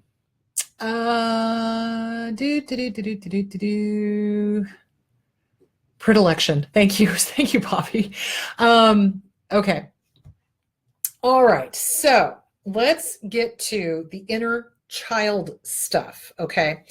So when we have gone no contact with the family, okay, and we've got the toxic parent or parents or grandparents or whoever the caregiver is that we're trying to get the hell away from, or we've gone no contact with the abuser if it's a romantic relationship.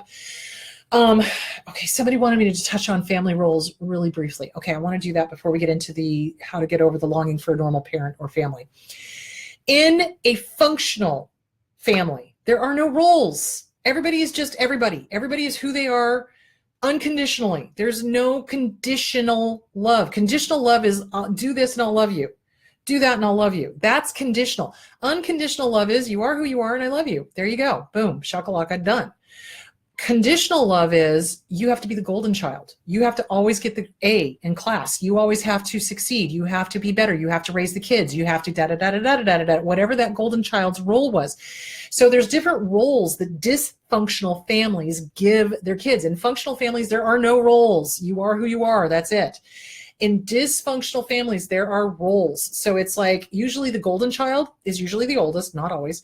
And they are the ones who are held up to the rest of the kids. Well, why can't you be more like your sister or your brother? Oh, fuck. Really? So you have to live up to this unrealistic expectation of being this older child. Then there's the second mom or the second dad. They take over the caregiving role.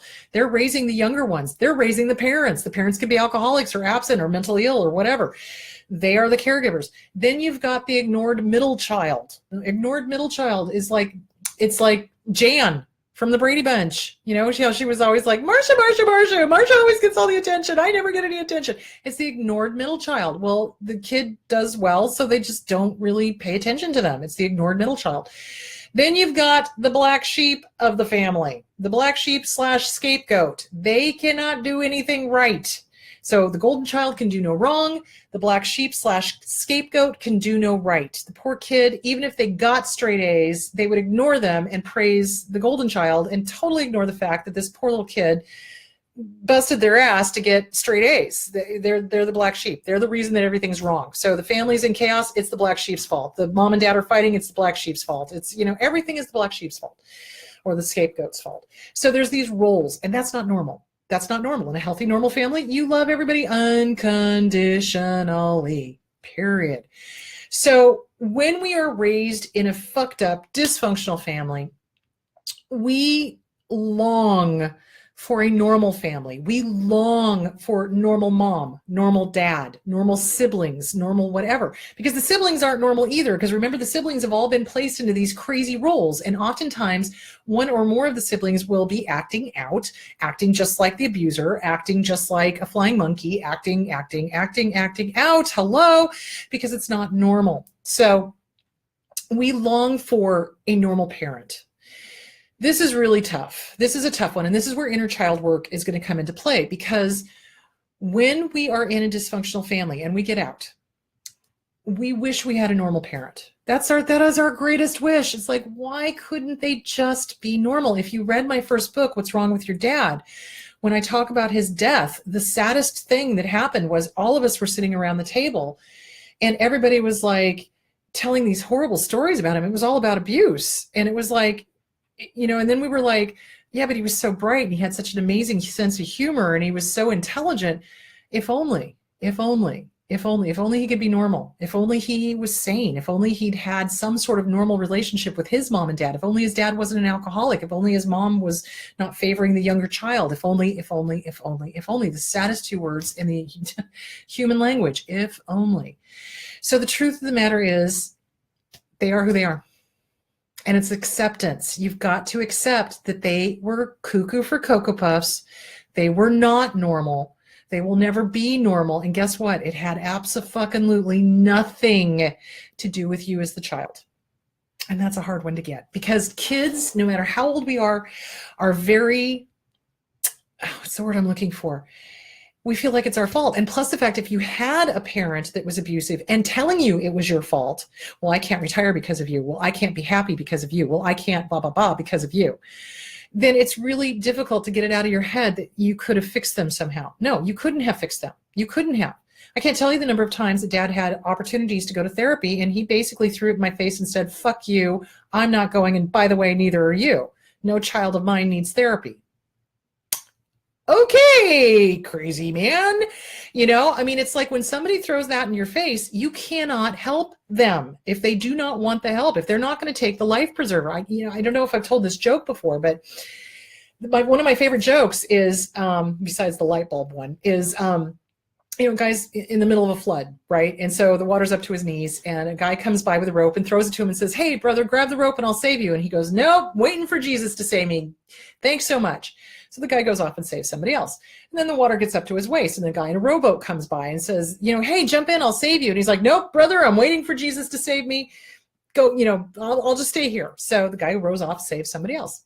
Well, pretty soon the water is up to his nose and he's clinging to a tree and a helicopter comes in and drops a ladder and says, grab the ladder, we'll save you. Nope, brother, I'm waiting for Jesus to save me. Well, the guy drowns. Goes to heaven, mad as a wet cat, finds, Gabriel or St. Peter or whoever's at the gate and says, I demand to speak to Jesus right here, right now. So, St. Peter goes, okay. And, trot back onto the golf course. And there's Jesus playing golf with Moses and, hanging out and everything. And so the guy walks up to him. He's like, Jesus, you let me down. You didn't save me. And Jesus puts aside the golf club and says, look, I sent you a guy with a rope. I sent you a guy with a rowboat. And I sent you a guy in a helicopter. What more do you want? It's like, you got to save yourself. If help is being offered and you're constantly refusing it, you're going to drown, basically, is what I'm trying to say. You've got to want to accept the offer of help. And narcissists have a very hard time doing that. Addicts have a very hard time doing that because they perceive it as a weakness. It is not. The strongest, bravest people I know are the ones who go, this is fucked up and I need help. And then they go get the help and they work on themselves. That's healthy. That's normal. Refusing the help, telling somebody to go fuck themselves, telling them that you don't need it, they do, that's not healthy. That's not healthy. So yeah, ask for help, accept the help. You cannot help somebody who does not want to be helped. And that's when you stop. That's when you kind of go, okay, all right. So yeah, my dad refused the help. Absolutely. And he had plenty of opportunity. My older sister, I asked him to go to therapy. I asked him to go to therapy. My middle sister asked him to go to therapy and he consistently said, fuck you. So, oh, well, okay. So in an abusive family, our dearest wish is that our parent was normal, because we all want a normal, healthy dad or a normal, healthy mom. We do. But you have to accept that they weren't. And that's hard to do. And so oftentimes I find journaling to be helpful. When my dad died, I journaled. I wrote letters to him as if he were still alive. And I did the good, because there was some good about him. He had a great sense of humor. He loved history. He's the one who gave me my love of history. I love history. I am the one that will make John pull over to the side of the road and read all of those little history plaques. It drives him crazy, but I do it. So, I love history. I'm curious. It's like, what was here? Why was this here? What was it going? Ooh, mining town. Ooh, it's a ghost town. Ooh, cool. I love that stuff. He used to do that. And he would help us with our reading by making us, when we traveled back and forth across the country in the summertime, getting out and reading the historical markers. And it helped with our reading, and it helped with us loving history. So he had some good things. Then you go to the bad. Okay, well, you were really rigid. Wow, asshole. The fuck. You never wanted kids, and you made sure to tell us that. Who the fuck does that? Oh yeah, that's right. Somebody who's not really well. And then you go the good, the bad, the ugly. Okay, and then you were, beating me, and horrible, and then the horrific. And oh, by the way, you thought incest was a good idea. What the fuck? You know what I'm saying? Good, bad, ugly, horrific. And at the very, very end, you tell them goodbye in no uncertain terms. Dad, you couldn't be normal. You couldn't. I give. I tried to help you. My sisters tried to help you. You didn't want the help. You told us all to go fuck ourselves sideways. So you know what? This is on you. And I release you to God. I let you go with love, but I'm glad you're dead. So I'm raising the rent in my head. I am evicting you. You are no longer allowed to live in my head. Have a nice afterlife. Bye-bye. Trot it out to the barbecue, light it on fire, let it go. Just let it go. And accept that this person could not be healthy. They just could not. Oftentimes we remain angry at our parent that was not healthy as a maladaptive way to keep them near us. I used to do that. I used to be so mad at him because I wanted to fix him. Even after he was dead, I wanted to fix him. I wanted him to be all right because I knew I could if he would just fucking let me. But he didn't. Let it go. Let it go. It is what it is. They were not healthy. They will never be healthy. So how do we stop that longing for a normal parent? It is called working on the inner child. Okay, we're going to do inner child work. You're going to have to do inner child work.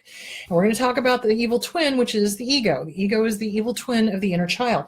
So in inner child work, you must get in touch with that inner child that desperately wants a normal, healthy, happy parent. And you get to be that normal, healthy, happy parent.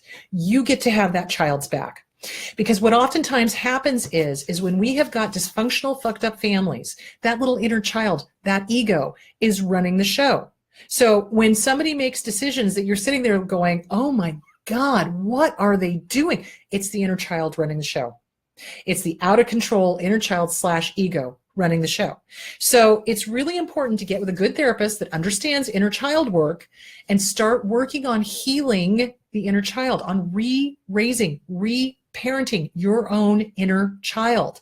So for example, I was working with a client that had horrific abuse occur when he was 5 years old, and he'd never worked on it before, ever. And so we started talking about, family of origin, et cetera, et cetera, et cetera. And then I said, would you be interested in doing some inner child work? And he was kind of skeptical, and he was like, So I had him, close his eyes, go somewhere safe. And I said, call your inner child to you. How old are they? Tears just started pouring down. And this man was big, huge, tough, army guy. And he was just sobbing. And it was like he was able to access that time period where he got damaged. And so I had him call his inner child to him, had him sit on his lap. First of all, I had him describe him to me. What does he look like? What does his face look like? What does his hair look like? What is he wearing? What does he need? What does he need from you? And oftentimes when I do this, the answer is, I need a hug. I need to be protected. I need to be safe. I need to know that you have my back. I need to know that I'm safe. So great. Pick up that child, hold them on your lap, hug them and kiss them and love them and tell them how amazing they are and thank them for helping you to survive, because you're here and you're an adult and they are the ones that helped you get through this and they're amazing. and you love them, and you've got their six. You have got their six. You have got their back. They are safe. They are okay. And you will fucking kick anybody's ass that tries to hurt them. Right? So you protect them. You be the good parent that your parent could not be. You re-raise yourself. You do that inner child work. You have a dialogue with that child. What do they need? When children are not getting their needs met, they throw temper tantrums. They make bad decisions. They do, which is why it's so important that you get in touch with your inner child. You re-raise yourself. You give yourself that love that your little one inside of you did not get. It's amazing the transformation that happens when you get in touch with that inner child and you start loving them and hugging them and kissing them and calling them George. I just dated myself, Bugs Bunny. Anyway, the point being is you love them, you hug them, you make sure they're safe. And then when you're done, send them off to play. And you can contact your inner child anytime. You can work with your inner child as you're drifting off to sleep. Hey, buddy, what do you want to do tonight? What do you want to dream about? You want to dream about airplanes? Cool. Let's dream about airplanes. Why do you like airplanes? Tell me more. You talk with that inner child as if it were a separate person, but it's you. So you love that child. You re-raise that child. And you will find the child that will change ages. So it depends on where you got damaged. It depends on where you got hurt. It depends on what you're ready to work on. Because we only work on what we're ready to. So if it's the 5-year-old, great. If it's the 12-year-old, fantastic. If it's the 18-year-old, fantastic. Whatever. You work on that inner child. You love that inner child unconditionally, and you let them know that they are safe and protected. And if anybody tries to hurt them, you're going to break your foot off in somebody's ass. Does that make sense? You let them know that they're safe. So there is that. So there's some great articles on the essential secrets of psychotherapy, the inner child work. That's on Psychology Today. So all you have to do is go to Psychology Today, type in inner child, and it's going to pop up a whole bunch of articles. So the inner child is real. It's a figuratively, metaphorically real thing. It is the part of ourselves. We were all once children, and then we still have that child dwelling within us. And if we were damaged, that child is stuck at that age. And that child oftentimes runs the show when things get emotional or when things get scary. And that's not what you want, because the inner child is the one that drives us, if they're not taken care of, to get back into another abusive relationship, because we're trying to work out that initial parent relationship that was abusive. Does that make sense? Okay. So this is a really good article. It talks about the importance of working with the inner child. It talks about the importance of honoring the inner child, and that if the inner child remains unconscious, that empowers the bad behavior, the maladaptive behavior, that kind of thing. So this is a really good article. So this is the essential secrets of psychotherapy, the inner child. It is on Psychology Today. The other one is raising your inner child. Yet another good article that I really liked. Again, on Psychology Today, raising your inner child. And it is talking about, again, the archetypes of the Jungian, inner child thing. And it's really cool. It's just talking again about how important it is to not ignore your inner child, to really honor that. When we've been in an abusive relationship, when we've had abusive parents, it's so important to honor that inner child, work with that inner child. You've got to accept the parents were not healthy. The parents were not normal. The parents are never going to be healthy or normal. They may be dead. They may be drug addicts. They may be absentee. They may be crazy. They may be whatever. So you have to re-raise yourself. The other one I like is called Championing Your Inner Child. It's a very short article, also on Psychology Today. And it's just about getting in touch with it. And it's so important not only to heal the inner child, but also to get back to the joie de vivre we had as kids. So this article is great for that. So this one is how to awaken your inner child. So when was the last time you guys flew a kite? When was the last time you finger painted? When was the last time you literally got giddy with joy? When was the last time you jumped up and down and got so excited?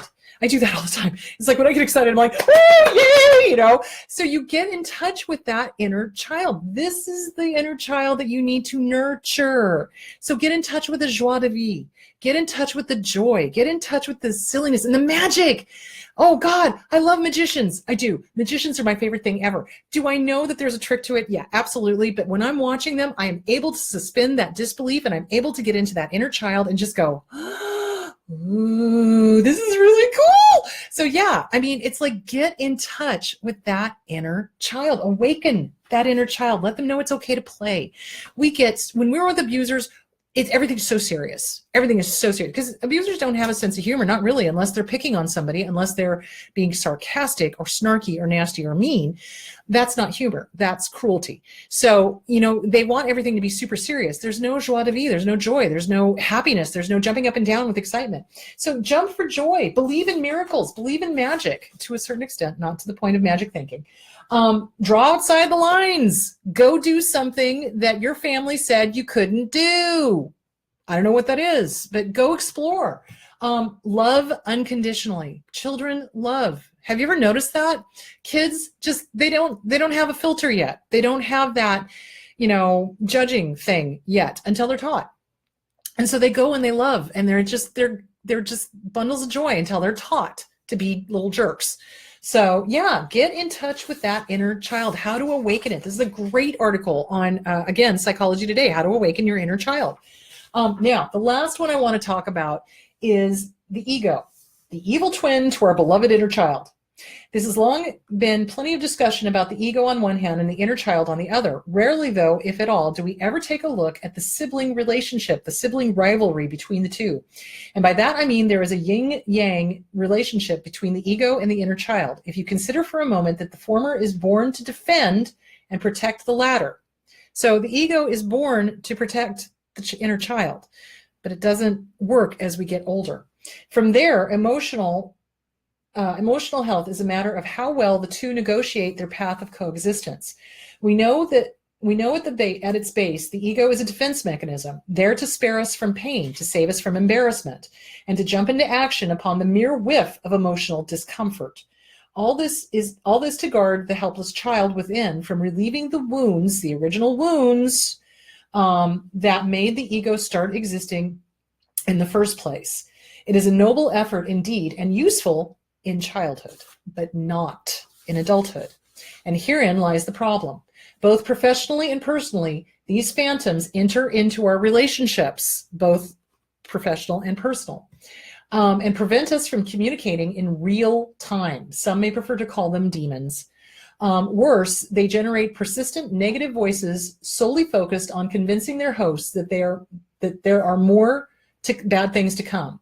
So get ready, be ready, put up your dukes and fight at all costs, fight. That's what ego wants. That's how it stays alive, even though it's completely out of context since the fight started a lifetime ago and is now over. The irony of it is that instead of insulating the child from the wounds, the ego actually inflicts more of them on the adult over and over and over again. So when we tenaciously cling to that ego and we let the ego run the show, we end up getting hurt over and over and over. Whereas if we let it go, if we kill it, we don't. We stop getting hurt over and over again because we deal with the original wounds we feel and we let it go. All it has to show for itself as a result is one fighting with oneself and additional collateral damage in its wake. In the workplace, we see it constantly. People get sucked into this game between the inner child and the ego of the coworkers all the time. It is a power play, plain and simple, but it's one that occurs exclusively inside the person and then spills out to infect everyone else. This is when we see the ego starting to act out. All kinds of crazy. I would argue, and I still do in my book, that it is the root of the problems. It is a bully that needs to convince himself he is in charge. It is a control freak who tries to feel in control of his or herself by pulling other people's strings. It is the one who gossips to feel better about themselves by spreading rumors, the manipulator who twists words to create their own reality, the conniver, the skulk, the narcissist, and the list goes on. In my book, we call it the ego patrol, but call it whatever you like. It doesn't matter. In the end, what they share is a battle for dominance. Who will win, the lies of the ego or the truth of the inner child? So this is by Donna Flagg. It's called Office Diaries, and it's on Psychology Today. So this is why I'm saying you want to get rid of the ego. The ego is the problem. Kill the ego. Work with the inner child. Let the inner child know that they are safe. So you want to journal. You want to journal. You want to journal. You want to journal. You want to write it out.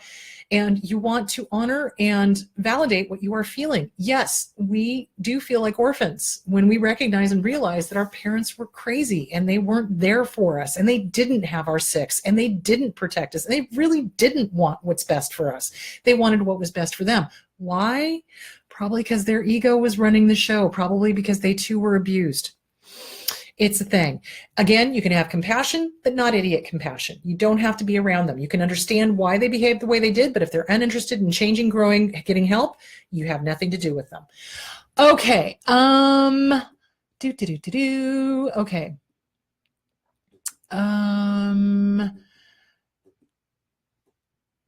Oh, Lauren's last name. Okay, somebody else got it. Thank you, Shannon. I appreciate it.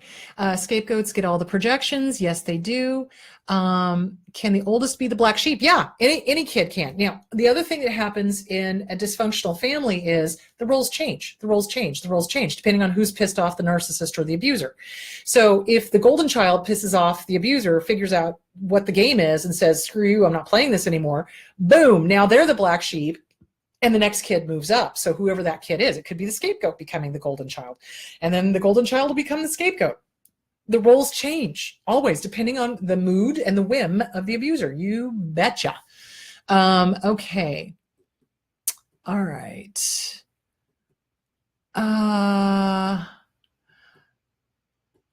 Okay. Oh, there's Lawrence. Oh, thank you. Thank you, John. That was awesome.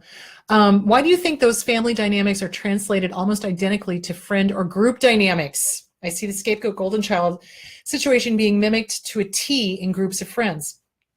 Because when we get into a group situation, and this includes group therapy, and this is why it takes somebody who really knows their stuff doing either a support group or a group therapy situation, people will play out the dynamics as soon, and it happens in corporations as well. You will see the family dynamics playing out in any group of people. You get more than 3 people together or 2 people together, you're going to start getting group dynamics, and you're going to start seeing people play out the family of origin issues. It's just what happens. Why? Unconscious. It's totally unconscious. If somebody's conscious, you're not going to play out the group dynamic. You're going to call it. You're going to be like, yeah, nope, not playing this. Sorry, I'm not going to be your scapegoat. Have fun with that or whatever. But it's unconsciousness. And yes, it does play out in any group situation when you have more than 2 people, because people start then automatically gravitating towards whatever role they were in, and they're working out whatever it was that was going on in their family of origin. So that's why it takes consciousness. That's why once you have got the blinders off, you need to take a look at who you're hanging out with and why. And is it a friendship that benefits you and you feel good being around these people, or do you feel drained when you're around these people? If you're feeling drained, you may want to get some different friends. So yeah, I was given the title of Black Sheep.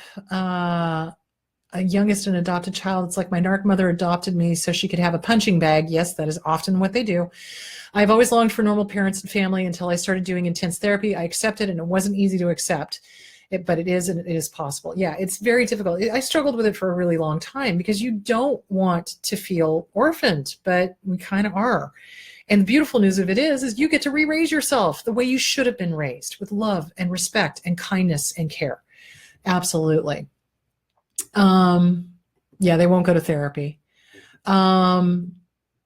Okay.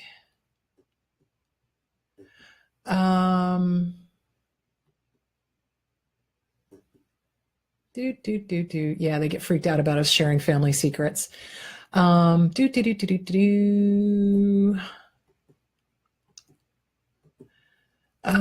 guys, I'm trying to catch up with all the comments. Okay. So that's what it is. I see it as the light child side and the dark ego side, and me stuck in the middle. Yeah, you got to work on the ego. Get rid of the ego. The ego is not serving us anymore. It stopped serving us when we grew up. Okay. What about when we were hurt as a baby or a toddler? You can still work with that. Pre-verbal, you can still work with that. Again, you call them to you, you love them, and you hug them. And then, what do you need? Just, let me know what you need. And if they need to be protected, they'll hug you. If they need to be safe, they'll let you know. So trust that. Work on that. Work on the positive affirmations that you would tell a toddler or a baby. Normal, healthy parents are thrilled to see their children, and they can't wait for them to wake up in the morning, and they want to talk to them. And it's, oh my gosh, it's so good to see you. And let's talk and that kind of thing. So do that. So good to see you. Oh my gosh. Again, just like the mirror work where I said, look in the mirror and say, hi, good to see you. Have a wonderful day. You do the same thing with your little one, with your inner little one, no matter how old they are. Okay. I have a repressed memory I want to unlock. That's why I want to prolong exposure. I want to remember everything else from that day when I was 10. I keep going over it and I'm frustrated. I can't remember. I got hit in the head bad. I'm not sure what happened. Yeah, it may or may not come back. And if it doesn't, again, acceptance. It's like, okay, I don't know for sure. I know something happened. I don't know. And if it comes back, wonderful. If it doesn't come back, wonderful. It's kind of acceptance therapy, that kind of thing. Okay, let's see. Is the inner child responsible for using denial as a coping mechanism? Our ego is responsible for that. So denial, any of the coping mechanisms are to protect the ego. Okay. Any and all of the coping mechanisms are to protect the ego, because the ego doesn't want to get hurt, doesn't want to feel embarrassment, doesn't want to feel shame, doesn't want to feel anything other than happy, happy, joy, joy. So yeah, all of those are all connected to the ego. You got to handle the ego. You got to put the ego in its place. You got to shove it to the side and go, nope, not doing that.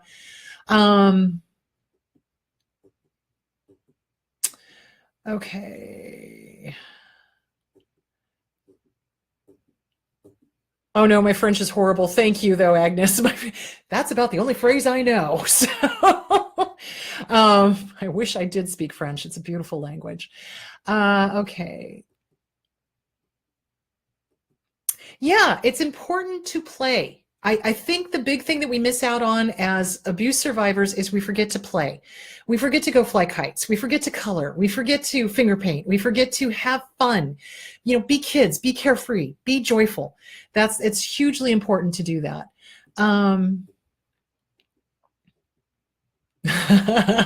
Getting your nails done, yes. Okay. Yes, it is an ego versus inner child situation. Abusers only have ego. They don't have the inner child. There's no empathy. There's no joy. There's no, spontaneity is in fun spontaneity. Yeah, it's only ego for them. Ego controls them 110%. Okay. All right. It's bugging me a lot because I feel like I can't accept what happened out of denial. I would say get with a therapist and start working on that. That would be my best suggestion for that. Okay, guys, so I hope that this answered the questions about gray rock, no contact, and how to heal that longing for a quote unquote normal parent. It's really that last one is going to be acceptance, and it's going to be working on the inner child and getting rid of the ego. Really seriously, kill the ego. The ego is the reason why people get back into bad relationships. It's the reason why we get stuck in denial. It's the reason why, we ignore the big red signs going, oh my God, this person's not good for us, and why we just keep marching forward over the cliff. So work on the ego. Get rid of the ego, work on the inner child. The inner child work is going to be huge. Journal, journal, journal, journal. Do as much journaling as you possibly can. I really, really hope that answered all of the questions that you guys had. Next week, it's going to be one of two things, because I'm trying to get a hold of Jess Manny. And we wanted to do a little bit more on the holiday season and PTSD. He's my trainer. We want to talk about eating healthfully during the holiday season, how not to sabotage yourself.